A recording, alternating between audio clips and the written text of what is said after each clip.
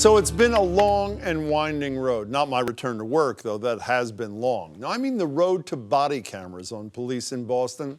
For months and months, we heard the mayor and police commissioner saying, soon, picking dates, then pushing them back.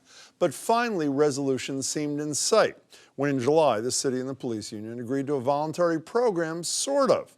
While the union did agree that 100 of its officers would volunteer to wear a camera in a 6-month pilot program, none of them did volunteer. So, right before I left for vacation, Commissioner Evans made news on Boston Public Radio when he told us this.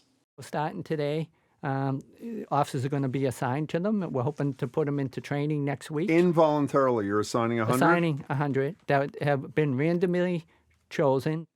And they were chosen. A program that protects the public and good cops, now finally done? Not quite. Because 2 weeks ago, the union filed suit to stop implementation, and its leader said this in a statement.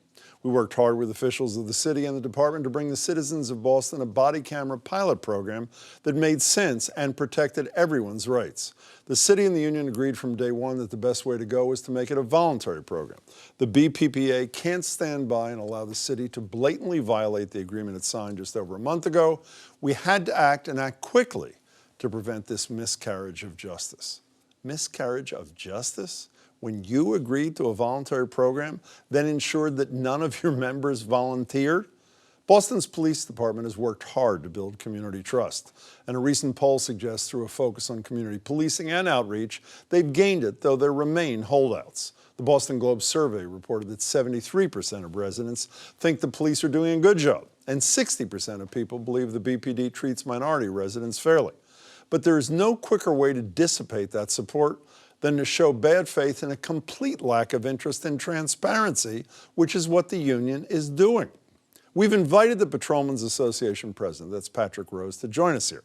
But other than to one pro-anything the union does radio host, and is taking the stand at that court hearing on the issue today, Rose speaks to no one.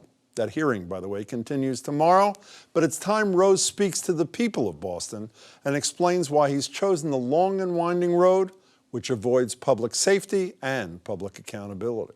What do you think? Email us, tweet us, share your thoughts.